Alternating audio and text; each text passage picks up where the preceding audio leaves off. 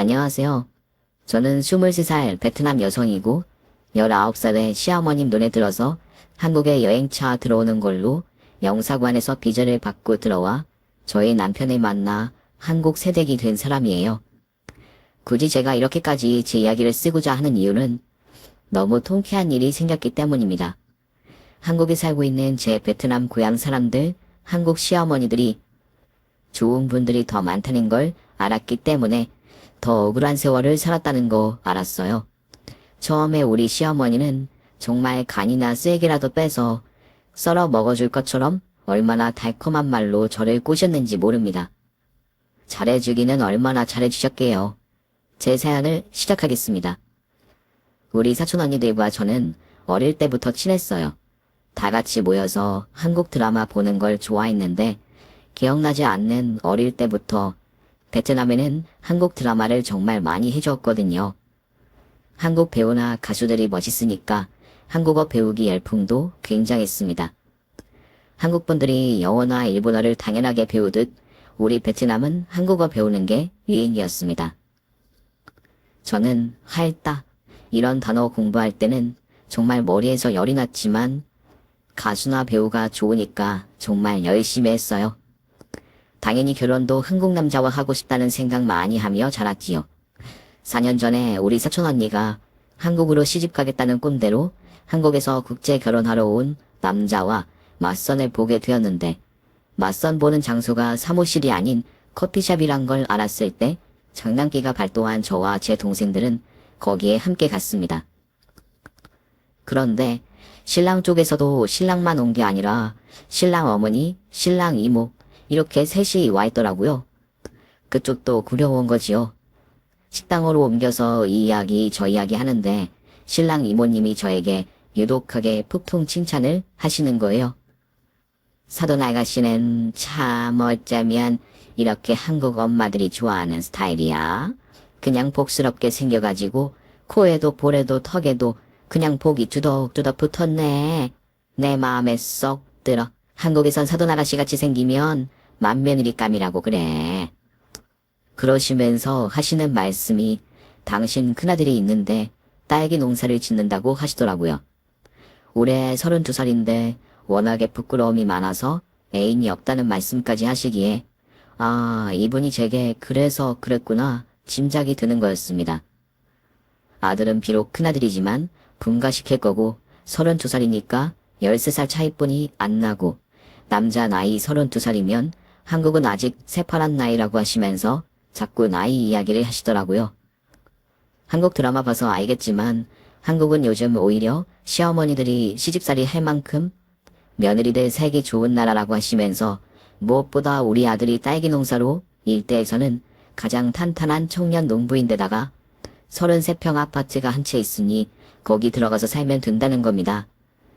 그뿐 아니라 집에서 40분 거리에 읍의 시작점이 있는 땅을 가로질러 집에 도착해야 하는데 그 땅이 모두 시댁 것이라는 거예요. 그러니까 시집 오는 순간 호강하는 거라고요. 그때 제 귀가 솔깃하게 가장 중요한 말씀을 하셨는데 우리 친정에 한국 돈으로 3천만 원을 결혼 감사 비용으로 드리겠다고 하시는 거예요. 3천만 원이라는 말에 많이 혹했어요.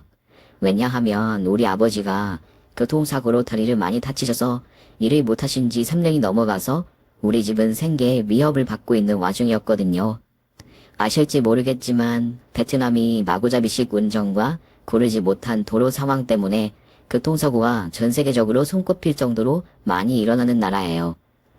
엎친 데 덮친 격으로 막내 동생이 쌩쌩 마구 달리는 술 마시고 운전하는 오토바이에 치여서 크게 수술을 해서 빚도 많이 졌고요. 해서 살던 집을 팔고 우리는 뿔뿔이 헤어질 직전이었어요. 수혈이 당장 급한 환자라고 표현하면 맞겠네요. 그래서 저는 어려움을 무릅쓰고 여쭈어 봤어요. 한꺼번에 다 주실 건지요. 우선 시집 오고 나서 일주 있다가 1,000만 원 바로 보내드리고 2천만 원은 1년이 지나면 주시겠다고 약속하시더군요. 그래서 결국 여행 비자를 받아서 한국에 들어왔습니다. 한국 시골은 베트남보다 좋았어요. 지방도시 시골의 읍에서 사는 사촌 언니 신혼집을 봤는데 베트남 집과는 격이 틀렸습니다. 한국말로는 빌라라고 하더군요. 실망스럽게도 신랑 될 사람은 사진보다 훨씬 더 나이 들어 보였습니다. 이야기를 나누어 보니 따분하고 서로 관심사가 같은 게 하나도 없고 무엇보다 사람 자체가 매력이 없어서 저는 아직은 아름다운 사랑도 해보고 싶고 설레는 연애도 해보고 싶은 이팔 총친 나이인지라 이 결혼은 없었던 걸로 하고 다시 베트남에 돌아갈 생각을 했습니다. 그런데 다음 날부터 이 사람이 매일같이 전화를 하는 거예요. 만나자고요. 형부도 그렇고 언니도 사람 한번 만나봐서 어떻게 아냐고 자꾸 더 만나게 권해서 만났습니다. 만나보면 정이 들지 누가 알아? 그리고 너 집에 돈 해줘야잖아. 언니가 그렇게 말할 만큼 저는 절박한 게 사실이었습니다. 그리고 두 번, 세 번 만나보니 뭐 그다지 나쁜 사람 같지 않고 또 성실은 해보여서 마음이 조금 움직이더라고요. 또 무엇보다 베트남 남자들은 늘 음식을 허겁지겁 먹는데 남편은 우락부락한 체력에 비해서 먹는 걸 되게 가리는 것처럼 우아하게 천천히 조금 먹었거든요. 그런 게 플러스 점수로 작용을 했습니다. 결정적인 계기는 네 번째 만나는 날 저녁에 술 한잔을 하고 둘이 나란히 길을 가는데 오토바이가 획 지나가는 거예요. 그때 이 남자가 저를 품 안으로 쏙 안아서 보호해 주더군요. 저는 덩치가 있어서 이런 대접은 처음이었거든요. 그때 처음으로 설레임이 뭔지 알았던 것 같아요. 결국 한국에서도 시어머님의 연속된 호의와 또 돈에 대한 간절함, 또 한국은 꿈의 나라라는 환상이 더해져 결혼을 하게 된 거예요. 네 번째 만나고 사촌언니 집에 돌아와서 베트남 집에 전화를 걸었더니 엄마가 우시는 거예요.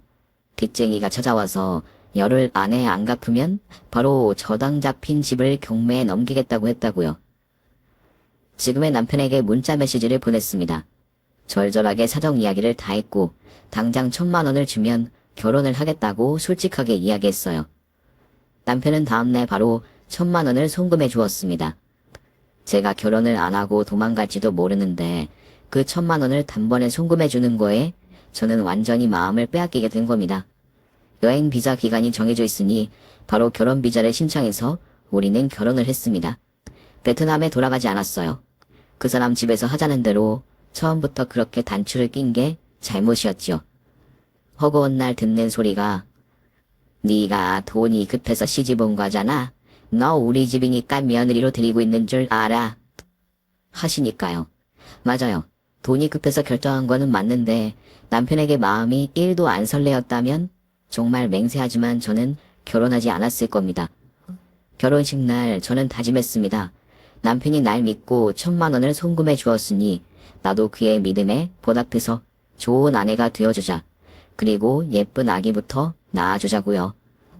아직은 한국 부모님들은 손자에 대한 집착이 대단하다고 이미 베트남에서 들은 게 있거든요. 그러나 저의 그런 감사에 기반한 다짐은 우스운 다짐이 되고 말았습니다. 제일 먼저 알게 된 사실은 우리가 들어가 살기로 했던 읍에 있던 빈 아파트는 결혼한 지 7년 된 작은 동선애가 들어가 살 집이었던 거예요.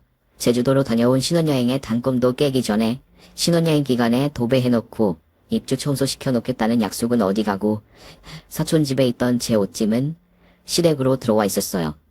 신혼여행 다녀오면 기본 가구부터 싹 들여놓을 테니 여행만 즐겁게 하고 오라는 그 사람 좋은 웃음도 사라지고 미안하다는 말도 한마디 없이 맹맹한 얼굴로 사정이 그렇게 되어서 작은 애네 보고 들어가라고 했다. 네 남편이 딸기하우스 재배하느라 작은 애네한테 빚이 좀 있거든.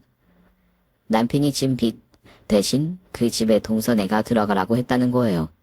저는 많이 실망했지만 그 정도는 무리가 아니라고 생각했습니다. 당장 베트남에 있는 우리 식구들이 거리로 내몰리지 않은 게 어디냐 싶어서요. 시댁에서 남편이 사용하던 방에서 신혼을 시작했습니다.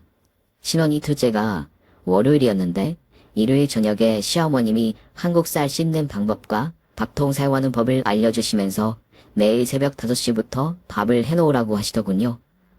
당신이 읍에 있는 요양원 주방에 요리사로 나가니까 새벽 밥을 해먹고 나가야 한다고요. 내가 한국 음식 하는 방법은 매일 저녁에 하나씩 알려줄 테니까 잊어먹지 말고 배워라. 이제는 집 살림은 다 네 몫이니까 알았지?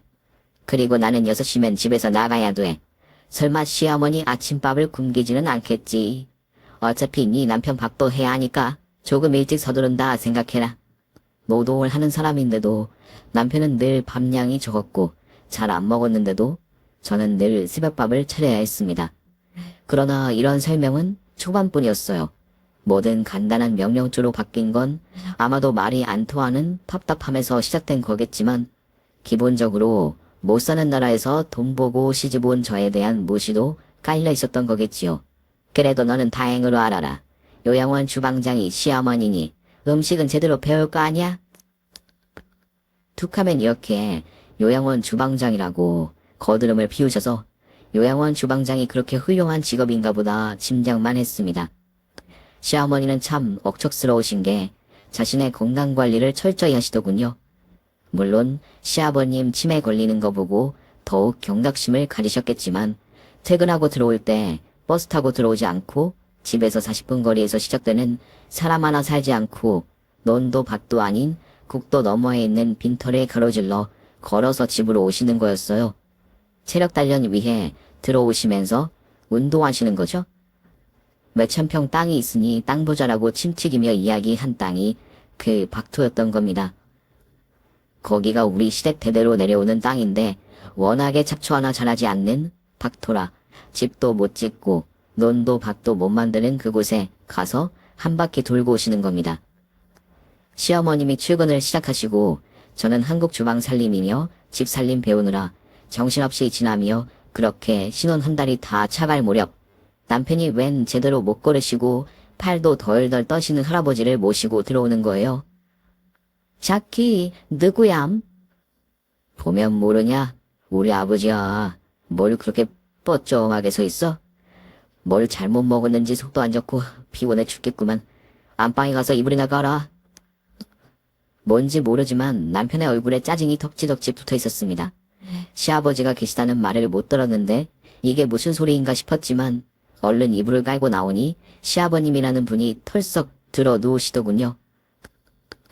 나중에 알게 된 사실이지만 제가 시집 오기 1년 전부터 치매를 앓기 시작한 시아버님은 요양원에 6개월 정도 계시다가 제가 시집 오니 병수발 받으시러 퇴원하신 거예요.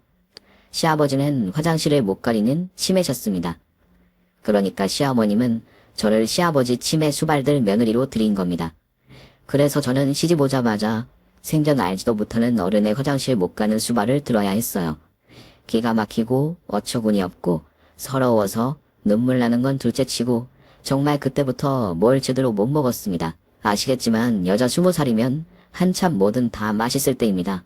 그 잘 먹는 나이임에도 시아버지 수발 들다 보니 정말 아무것도 못 먹겠더라고요. 남편은 아무것도 못 먹는 실혼인 아내가 안타깝지도 않은지 모르쇠로 일관하더군요. 자기가 잘 안 먹으니 아내 먹는 것도 관심이 없는 건가 섭섭했습니다. 주제에 또 가리는 건 있어가지고 야, 베트남 산수도 시설이 어떤지 내가 직접 보고 온 사람이야. 다른 사람도 아니고 네 남편 아버지 화장실 볼일 보시고 씻게 드리는 일이잖아. 남이니? 그리고 너희 베트남처럼 샤워 시설 없었으면 어쩔 뻔했어. 너 그거 너희 나라처럼 물 받아다가 씻게 드려야 하지 않는 걸로도 다행으로 여기여. 라고 하시는 겁니다. 제가 못 먹고 비비거리는 게 눈꼴 싫어오셨겠지요? 베트남에서 있었으면 국수나 빨고 있을 주제에 한국에 데리고 와서 아니 고기가 지천으로 있는데 안 먹으면 지 손해지 내 손해야? 없는 집축에 속하던 시댁은 툭하면 저의 친정 가난하다고 무시하시는 발언을 하시더군요. 그뿐 아닙니다. 먹여주고 재워주는 걸 감사해야 하는 주제에 너 다른 데 시집 안 가봐서 모르지? 인간 대접도 못 받고 사는 사람들 많아. 아유, 넌 어쨌든 횡재한 줄이나 알아. 이제 두고 보면 알겠지만 네 시어머니같이 부자 시어머니 계신 집에 시집간 베트남 여자들은 없을걸? 2천만 원을 줄 계획 하나로 당신이 꽤나 부자라고 생각하는지 저는 묻고 싶었지만 저는 그 돈이 필요했기에 때문에 되도록 시어머니와 불편한 관계가 되고 싶지 않았어요. 게다가 저는 나이가 어려서 미래에 대한 계획도 꿈도 많았고 한국은 기회의 나라인지라 노동으로라도 열심히 일하면 일한 만큼 값이 나오는 것도 저를 기대에 차게 했습니다. 그래서 친정이 먹고 살만하게 2천만 원까지 보내드리면 저도 제 삶을 살 계획을 하고 있었거든요. 사촌 언니 말로는 요양보호사 자격증을 따면 시댁에서 대우가 틀려지는 경우 많이 봤다면서. 너도 입장 바꿔 생각해봐. 맨몸으로 시집온 며느리 뭐가 예쁘겠니? 우리 신랑이 그러는데 니네 시댁 없는 집안 축에 속한데. 그러니 너희 시댁에서는 화가 나겠지. 1,000만 원 준 게 언제인데 또 2,000만 원을 주게 생겼으니까. 그러니까 네가 벌어서 앞으로 시댁에다가 잘해. 사촌 언니의 말대로 저는 그렇게 하리라 마음먹었습니다. 무엇보다 시댁에서 며느리다운 대접을 받고 싶었거든요. 그리고 한국에 제 뿌리를 단단히 내리고 싶었으니까요. 시아버님 치매 주발을 시작한 지 2주가 지났나 남편이 등록해준 다문화 교육원 첫 강의를 가려고 하는데 가는 길에 요양원도 다녀오라고 하면서 요양원에서 퇴원 서류를 찾아오라고 하더라고요. 전화해놓았다는 시간에 찾아갔는데 점심시간인 것 같았어요. 수레로 미는 밀차로 식사가 한참 배분 중이었으니까요. 그날 점심은 베트남 쌀국수가 메뉴여서 마침 외부인 식당도 있길래 가서 사 먹었습니다. 그런데 주방에서 정신없이 빈그릇 치우고 설거지하는 사람이 어디서 많이 본 사람 같아 자세히 보니 저희 어머니셨던 거예요. 헛웃음이 나오더군요. 뭐가 그렇게 신나시는지 시어머니는 콧노래를 부르시며 일을 하시더군요. 주방장이라더니 주방장은커녕 식당에서 설거지하고 허드렛 일 하는 분이 못 사는 나라에서 시집왔다고 저를 구박했나 싶어서 살짝 비웃었지만 저 일이라도 하시니 제가 집에서 숨통이 조금 트이는 건 아닌가 다행이라고 생각하기로 했습니다. 어머님이 일 안 하시면 하루 종일 집에서 저와 24시간 붙어 있어야 하니까요. 그날 찾은 서류 속에는 시아버님의 주 보호자인 남편 신원 확인서도 같이 동봉되어 있었는데 그날 오후 처음으로 간 다문화 교육센터에서 한국어 강의를 등록한 후 상담 선생님이 이것저것 가족관계를 묻더군요. 남편에 대한 이야기가 나와서 무심코 서류 속에 남편 신분증이 카피되어 있는 걸 꺼내서 보여드렸습니다. 서류를 보시던 선생님이 23살 차이 나는 남편하고 사는 거 괜찮아요? 라고 묻는 거예요. 제가 결혼하게 된 사정을 다 들으신 선생님은 농담 삼아서 위로해 주셨습니다. 후헌 이거 내가 우리 사촌 언니한테 그 집 혼 좀 내라고 이야기해야겠네. 19살 아가씨를 꽃봉오리 같은 아가씨를 사기쳐서 데리고 왔으면 떠받들고 살아야지 말이야. 혹시 한국 무당에 대해 이야기 들은 적 있어요? 우리 사촌 언니가 만신이거든요. 서울에 있는 최고대학 나온 기가 막힌 엘리트 만신이거든. 네. 어쨌든 남편은 그러니까 32살이 아닌 42살이었던 거예요. 저는 저의 인생을 송두리째 빼앗기는 듯한 기분에 휩싸였습니다. 상담받고 돌아오는 길에 버스 속에서 눈물이 나는 거예요. 도대체 내가 뭐에 씌어서 이런 실수를 저질렀나. 하지만 누굴 탓하겠나요? 그러나 말입니다. 제가 선택한 길, 신랑 나이가 많든 적든 내가든 내 술잔 깔끔하게 비우자. 결심을 하고 버스에서 내렸습니다. 씩씩하게 걷기 시작하는데 포장마차에서 파는 떡볶이 냄새가 너무 역겨운 겁니다. 저는 김밥하고 떡볶이를 정말 좋아했거든요. 베트남에서 아가씨들이 가장 좋아하는 한국 음식도 떡볶이 김밥인 거 아시나요? 그날 저녁 잠들기 전에 남편에게 따졌습니다. 나이를 왜 속였냐고요. 그랬더니 가당찮다는 표정으로 한다는 소리가 내 나이 많은 거 가지고 뭐라 할 생각하지 말고 집돈 빼돌려 베트남 보낼 도둑년 같은 생각이나 하지 마. 라고 하는 겁니다. 그러면서 오늘 낮에 통장에서 13만 원을 왜 뺐냐는 거예요. 설마 13만 원을 빼서 내가 친정에 보냈다고 생각하는지 몰랐습니다. 그건 방 안에 놓을 테이블 하나 없어서 읍에 있는 가구점에서 테이블 작은 거 하나 주문하면서 치른 돈이었거든요. 나이 속인 것도 모자란 저런 막말을 하는 남편한테 온갖 정남이가 다 떨어지더군요. 사실 나이 차이가 그 정도 되면 저를 많이 예뻐해 줄 것으로 기대했는데 그것도 아니고 말입니다.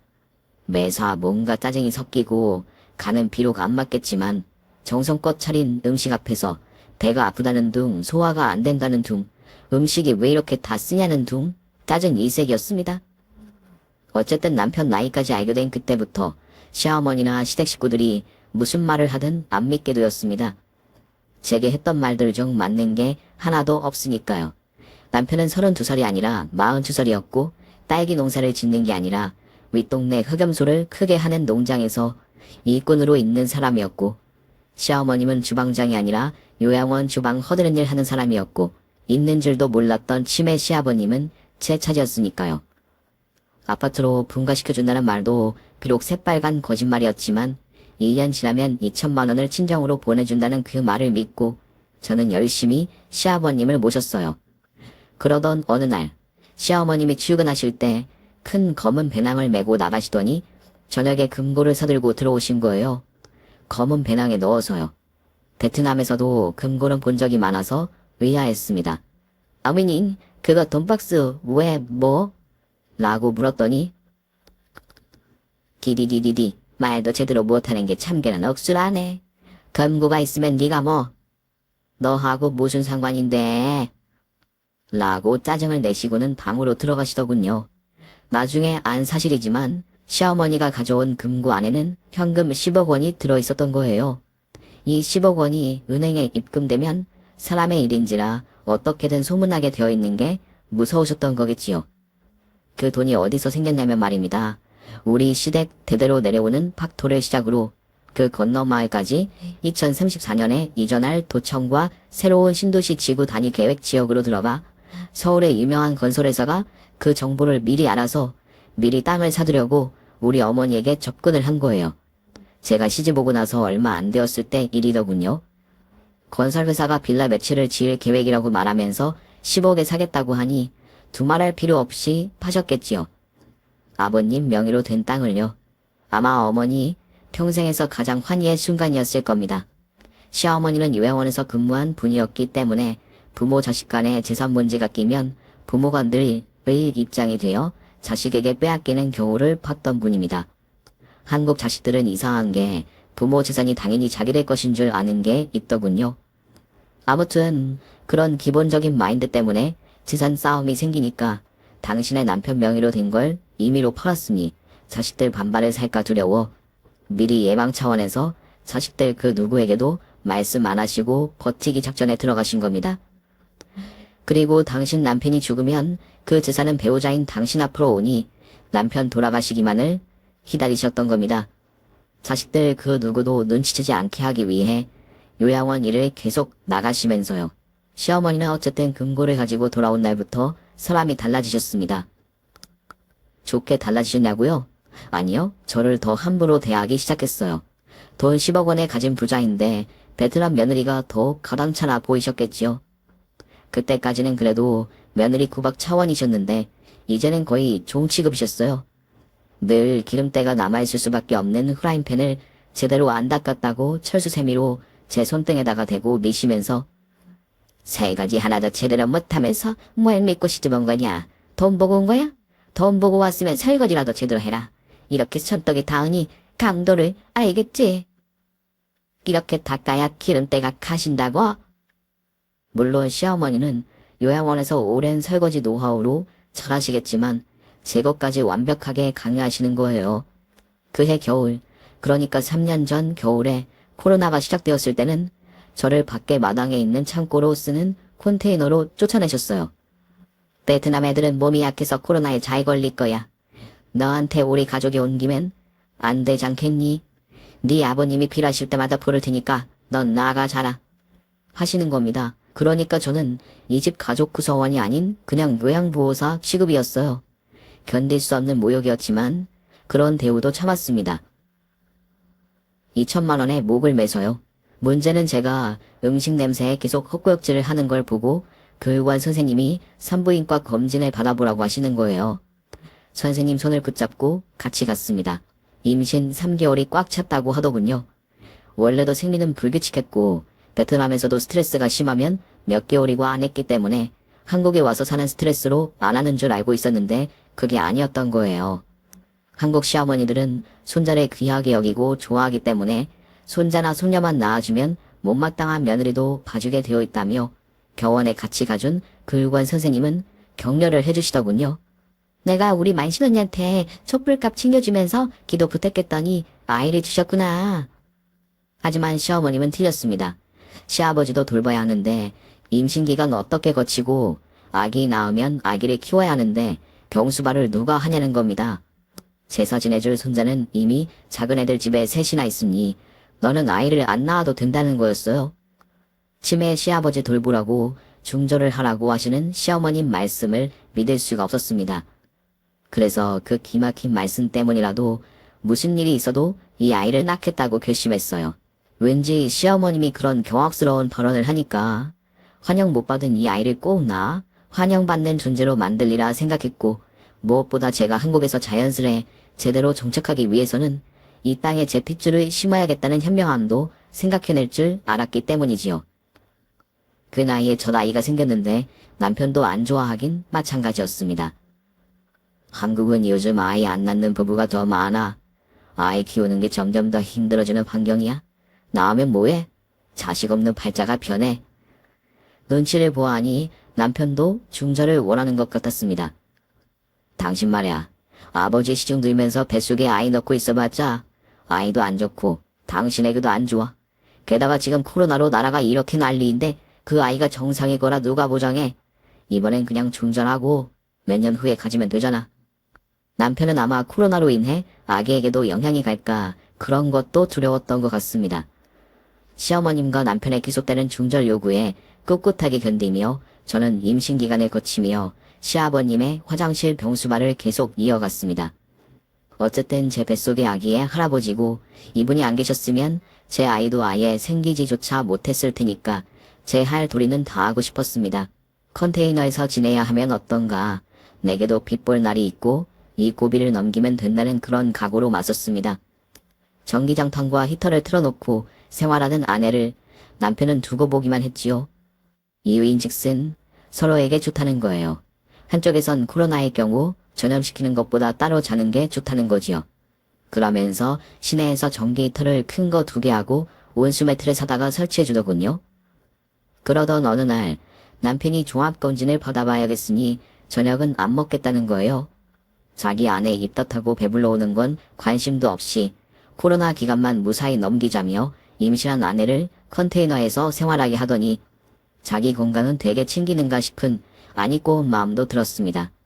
하지만 사실 남편이 건강해야 저와 제 아이의 앞날도 건강한 것이니 좋게 생각하려고 했지요.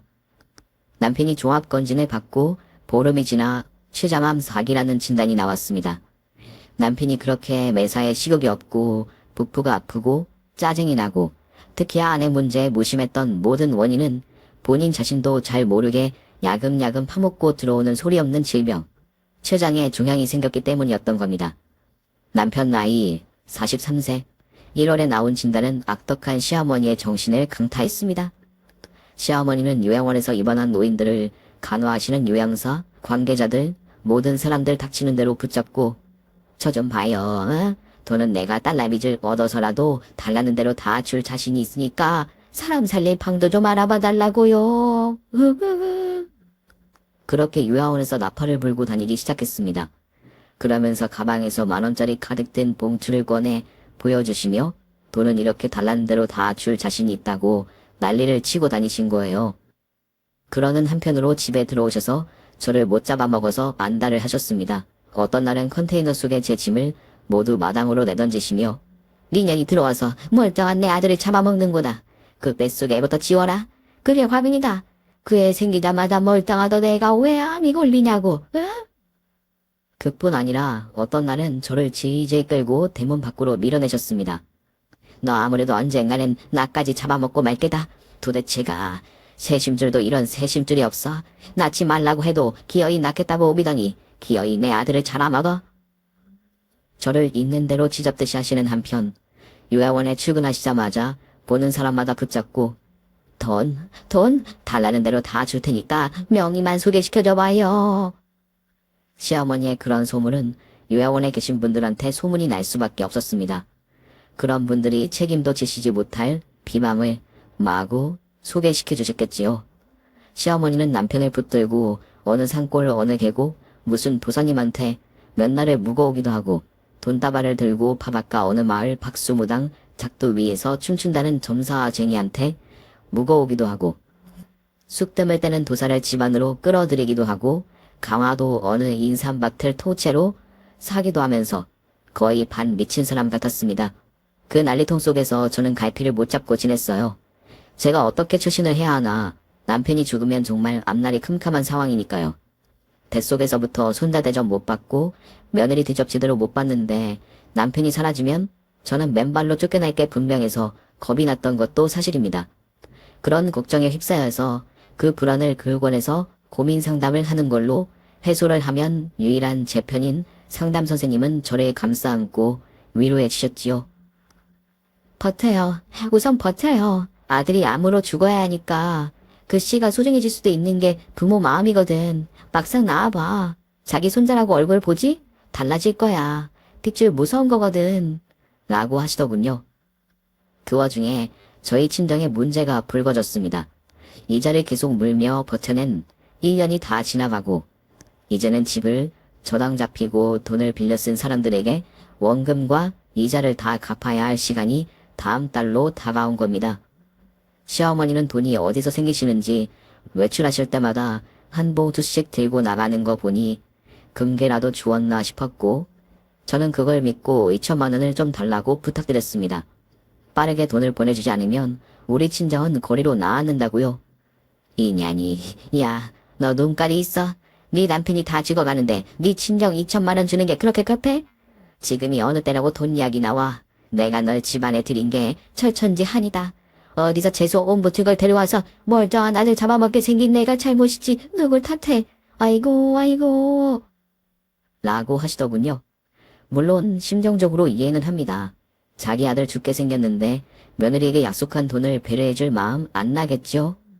그러나 저는 정말 그 돈 하나 믿고 1년을 달려왔고 또 그 돈만 해주시면 앞으로 이 집에서 언제까지 평생토록 시아버님 병수발도 해드릴 용의가 있다고 말씀드렸습니다. 정말 방법이 없으니까요. 인연이 재수 없는 거 먹이고 재워주는 것만도 다행으로 알아. 너 다른 시어머니 같으면 맨발로 쫓겨났어. 시집 와서 1년도 안 되어 남편 잡아먹는 년이 무슨 낯짝으로 돈 이야기해. 내가 먹고 죽을래도 재수 없는 인연에게 줄 돈은 1원도 없어? 아이고 내 팔자야. 누굴 탓해. 전연을 끌어들인 내 탓을 해야지. 하시더군요. 저는 시어머님께는 단 1원도 돈이 나올 리 없다는 걸 깨닫고 절망스러웠어요. 너무 괴로워서 교육원 선생님께 사정 이야기를 하면서 돈을 조금만 빌려달라고 애걸을 했습니다. 저는 돈이 급했으니까요. 돈봉투가 땅에서 솟아나는지 어디서 솟아나는지 매일같이 방에서 한 움큼씩 들고 나오시면서 왜 저 줄 2천만 원은 없다고 하시는지 이해가 안 돼요. 선생님은 그날따라 저를 더욱 안심시키시면서 더독이시더군요. 자기 눈에서 눈물 나는 일은 이제 없을 것 같아. 내 예감이 그래. 그러니까 돈 걱정만 말고 집에 들어가 밥 잘 먹고 푹 쉬어요. 다음날 일요일인데 배추가 잘 자라는 땅에서 흙을 트럭으로 실어올 거라고 하시면서 그 흙으로 남편 쓰는 방 벽을 도배질을 할 거라고 신이 나가서 나가신 시어머님은 그날 니엇니엇 해질 때 돌아오셔서는 대성통곡을 하시더군요. 흙을 파보았더니 밑에서 웬 물이 가득 찬 사람 뼈가 든 관이 나오니 내 새끼가 죽을 팔자구나 하고 땅을 치시며 오시는 거예요. 한참 오시다 말고 갑자기 벌떡 일어나시는 거예요. 어제 요양원에서 만난 그 사주쟁이 말이 어쩜 그리 딱 맞냐라고 하시면서 누군가에게 전화를 거시고는 어이 장훈 알매 어제 그 사람 식당에서 만난 사람 맨날 오나? 맨날 왔었나? 그리고 다음날 아침 새벽 대바람부터 나가시더니 하루 온종일 안 들어오시는 거예요. 요양원이야 남편 병난 거 알고 진작에 때려치우셨지요. 지금 돈도 있는 마당에 아들 병이 급하지 일이 중요한 거는 아니니까요. 시어머님은 그날부터 거의 집에 안 계시고 저는 병든 남편과 시아버지 화장실 수발에 불러오는 제 배 때문에 육체적으로 고달퍼서 악소리가 나올 지경이었습니다. 시어머님이 거의 미친 사람같이 뭐에 들린 사람같이 새벽에 나가서 저녁 늦게서야 다 지쳐서 돌아오시니까 우리 엄마 참으로 나를 얼마나 사랑하시는지 알겠네. 온갖 명산 속으로 기도한다고 돌아댕기시는 게미 라고 하더군요. 그런 말 할 만한 게 돌아올 때마다 땀에 폭 쩔어서 얼굴은 검댕이 들고 머리는 미친년 봉도 남발을 하고 돌아오시니까요. 한 열흘 그 꼴을 하시고 다니시니 저는 교육원에 갈 수가 없었습니다. 마침 12일째 아침인가에는 행복한 표정으로 아침에 일어나시면서 오늘은 안 나간다고 하시길래 마침 저는 잘 됐다며 산부인과 진료도 받을 겸 남편 보고 집에 돌아가셔서 맛있는 것 잡수시면서 쉬세요 라고 희생 불가한 죽음을 선고한 담당이에게 남편 약도 처방받을 겸 또 교육원 선생님이 밥 사주신다고 하셔서 점심도 얻어 먹을 겸 외출했습니다. 교육원 선생님이 우리 만시님 신도 중에 최근에 난데없이 재벌이 된 분이 있어. 그분이 최근에 병이 들어서 만시님을 찾아오셨는데 점사가 베트남 가정, 어려운 가정 한 군데를 큰 마음으로 부처님 마음으로 도우면 병이 낫는다는 점사가 나왔다네. 자네 친정 계좌 좀 주고 자네 은행 계좌 좀 줘. 저는 감사한 마음으로 알려드렸어요. 너무 염치 없지만 그런 경우 2천만 원 쯤은 도와줄 수 있다고 생각했고 점을 믿는 분들의 그 광신 또한 베트남에게 익히 봐온 게 있으니까요. 그리고 너무너무 감사해서 엎드려 절을 하고 싶었습니다. 그런데 그날 저녁 확인한 통장에는 놀랍게도 기절할 정도로 놀랍게도 까무라칠 정도로 놀랍게도 5억이 넘는 돈이 입금이 된 거였습니다. 버스를 타고 집에 돌아가면서 확인한 거였고 정신을 잃을 지경이었고 집에 간신히 도착해서 계속 선생님께 전화를 드렸지만 받지 않으시고 카톡을 보내시더군요. 다 자네 복이야. 5억은 아무한테나 가는 행운이 아니니 감사한 마음으로 받아둬. 시댁에는 줄 필요 없어. 시어머니는 땅에서 돈이 솟는지 돈봉투를 매일같이 가지고 나오시는데 제가 드릴 필요는 없겠다고 생각했지요. 더 놀라운 건 제가 집에 들어가니 시어머님이 저를 귀중한 물건처럼 안고 포옹하시면서 제가 들고 있는 가방에 돈이 가득 된 봉투를 여러 개 찔러주시면서 너 오늘 중으로 우리 집에서 나가야겠다. 섭섭하다고 생각하지 말고 너가 가고 싶은 대로 활활 날아가나. 그러라고 돈 4억을 주는 거야. 내가 지금 가진 거 다 털었다. 대신에 여기 우리 집은 싹 잊어. 응? 저는 이게 무슨 일인가 싶었지만 안 나가겠다고 말씀드렸습니다. 아기 아빠 집이 여긴데 제가 어디에 가겠습니까? 눈물이 나오더군요. 돈 4억이란 말에는 눈이 튀어나올 것 같았지만 그래도 애 아빠가 죽음 앞에 있는데 뱃속에 그 남자의 아이를 품고 집에서 나가라는 말이 무슨 말인지 이해가 되지 않았습니다. 애 좀 봐. 네가 지금 이 집에서 나가야 아기도 살아. 너 내가 우리나라 최고 무당한테 점을 받는데 너 여기 있잖아. 아기도 죽는단다. 귀신이 근처에서 참복하고 있단다. 아기 데려가려고. 내 말대로 해. 내 손자 살리려고 하는 짓이니까 응? 당장 베트남 돌아가는 항공기 편 끊고 1년 비자 끝나가니까 네 나라로 돌아가. 멀리 갈수록 아기가 산댄다. 저는 그 말에 바로 그 집에서 뛰쳐나올 수밖에 없었습니다. 아무리 아기 아빠가 있는 집에서 같이 살아야 하는 마음가짐이라도 병든 남편이 마음 아프지만 엄마는 아기가 더 중요하지 남편이 중요하지는 않거든요. 물론 엉터리 점쟁이 말일 수도 있지만 저는 제 아기에게 해가 되는 그 어떤 짓도 피하고 싶었으니까요. 저는 그 밤에 사촌 언니 집에 갔다가 이틀 후 베트남으로 돌아왔습니다. 아기가 살려면 무조건 멀리 가라고 하셨으니까요. 저는 지금 베트남 호찌민 7군에 위치한 푸미홍 102평 고급 빌라에서 삽니다. 푸미홍은 굉장한 부자들이 사는 동네거든요. 지금 한국인 가사도우미 선생님이 아기를 봐줘서 저는 실내 수영장에서 수영을 하고 나와서 쉬면서 이 사연을 적는 거예요.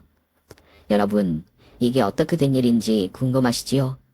제 억울하고 기막힌 사연을 들은 교육원 선생님 언니분은 대학 때부터 불의를 못 참는 걸로 유명한 분이었다네요. 그러다가 대학 졸업하던 해에 신이 내려서 만신이 되셨는데 당연히 사주 명리학은 박사급으로 읊어내시는 건 기본이신 분이지요. 제 사연을 들으신 만신님은 옳지. 그 아들은 어차피 떠날 목숨. 이 몹쓸 해매를 아주 혼내줘야겠다. 마음 먹으시고 만신님은 요양원 식당에서 진을 치고 판을 벌인 거지요. 요양원 식당에서 식사를 하시는 분들은 대개가 환자의 가족들이니까 건강에 대한 요행, 이런 거에 관심이 많을 수밖에 없잖아요. 그렇게 흠을 돋궈줄, 옆에서 말추임새를 넣어줄 동행인, 그러니까 구판에서 장구제비를 해주시는 분과 같이 재미있는 상황을 만드신 거예요. 인근 배추밭이 예전에 공동묘지 자리였던 거를 알고 계셨던 이 만신님은 그 자리 배추밭 흙을 가져다가 방 벽을 치면 병이 낫는다는 이야기를 그 자리에서 흘리신 겁니다. 설거지하다가 그 이야기에 솔깃한 어머님은 만신님의 재뿌리는 말이 귀에 들어왔으니 요행을 바라는 마음에 장고제비가 한 말을 믿으신 거지요. 아유, 그 맷집밭은 내가 지나다 봤는데 타봐 으스세. 해골들이 돌아다녀. 사람이 뭐든 믿어야 살지. 안 믿으면 되는 일이 있건. 사람을 불러 배추밭을 뒤집으니 안에서 당연히 관이 나올 수밖에요. 공동묘지 자리니까요. 이게 웬 귀신 같은 점쟁이냐 싶어 그 만신말이라면 뭐든 믿게 된 겁니다. 명문대 출신, 굉장한 교양과 학식에 겸비하여 사람 홀리게 떠드니 파트로 매주를 쓴다 해도 믿게 되고 풍부한 만신의 매력에 흠뻑 빠진 시어머님은 묻지도 않은 온갖 세안을 줄줄줄 집 금고에 그동안 쓴 거 제외하고 9억 가량이 있단 것까지 이야기하고 아들만 고쳐달라고 애걸을 하게 된 거지요. 생년월일 이 시를 보니 사족팔자 자체가 앞뒤로 꽉 막혀서 아무리 돈이 많아도 걱정거리를 안고 사는 사주야. 여기 화, 토 기운이 흘러넘쳐서 자식들 근심까지 다 껴안았어. 큰아들이 문제네. 큰아들 살리고 싶으면 큰아들 가족 나이를 모두 합한 숫자만큼 봉투에 넣어서 몇 살이라고? 42 더하기 20살? 에휴, 아들이 처녀도둑이네. 에? 왜 그랬어? 그러니 며느리가 심청이가 될 수밖에. 에? 며느리 지그집이 어려운 게 딱 심청이야. 그래, 62만 원을 봉투에 넣어서 거기 당신들 땅이었던 박토 있잖아. 돈 나온단 말이야. 거기 800군데의 구멍을 파. 왜 800군데냐고? 우리 만신할매 나이가 800살이야. 우리 만신할매한테 비는 거니까 그 나이만큼 파라고. 파서 깊숙이에다가 62만 원짜리 봉투를 넣는 거야. 중요한 건 돈 넣은 자리에 웬간한 크기의 돌로 표시를 해놔. 바람 불어도 안 날아갈 돌 말이야. 거기다가 분필로 칠을 해놔. 아이, 색깔은 당신 맘대로 하고. 그리고 아들 병 나을 때까지 잊어야 돼. 그리고 아들 병 나으면 찾아가. 사람이 위기에 처하면 멍청해진다는 게 맞는 말인가 봅니다. 분필 색깔을 돌에다가 칠하면 그게 뭔가요? 하하. 제 시어머니는 그러니까 미친 사람같이 그 박토를 800군데를 파기 위해 열흘 넘게 그러고 다니신 거고 거기다가 돈봉투를 묻어둔 겁니다. 이렇게 이야기가 된 거예요. 62만 원 곱하기 800. 그 5억의 돈이 제 수정에 들어온 겁니다. 분필로 칠을 했으니 그거 찾는 거는 거저먹기지요. 인부 쓰면 간단한 겁니다. 게다가 만신님은 저를 위해 다른 말씀도 하신 거예요. 당신 집에 있는 불쌍한 사람을 하나 꽃배 태워 내보내야 해요. 여자여야 해. 심청이의 혼이 쓰인 거라고. 막 내보내지 말고 심청이를 달래듯 내보내. 당신이 줄 수 있는 한 모든 재산을 치마 가득히 물려주라고. 한복 꾀꼬리색 치마 가득히. 그거 들고 가면서 그 사람이 당신 아들 뱃속에 암덩어리도 소복하게 쌓고 나갈 거야. 내 말대로 해. 바로 내보내야 당신 아들이 살아. 이래서 저는 5억과 4억을 모두 가지게 된 겁니다. 사촌언니 통해서 듣기로는 애 아빠는 병을 이기지 못하고 제가 떠나온 다다음 달에 세상을 버렸고 시어머니는 제가 떠나온 지 2년이 넘은 오늘까지도 달 뜨는 밤이면 그 박토를 헤매고 다니신다네요. 내 돈, 빨고 내 돈 하면서요. 며느리에게는 아무리 악덕한 사람도 자기 아들은 자기 새끼는 너무 소중해서 돈 10억을 쏟아붓는 게 엄밀한 존재지요. 그런데 왜 그런 소중한 자기 아들의 아내와 자식은 안 소중할까요? 이해가 안 됩니다. 시어머니 내 돈 하다가 집에 들어가서는 병든 남편 화장실 수발 들어가면서요. 어떻게 먹고 사는지 궁금하긴 합니다. 제 긴 사연 들어주셔서 감사합니다. 오늘 준비한 사연은 여기까지입니다. 재미있게 들으셨다면 구독과 좋아요, 알림 설정까지 눌러주세요. 그럼 저는 다음 사연으로 찾아뵐게요. 오늘도 건강하시고 행복하세요.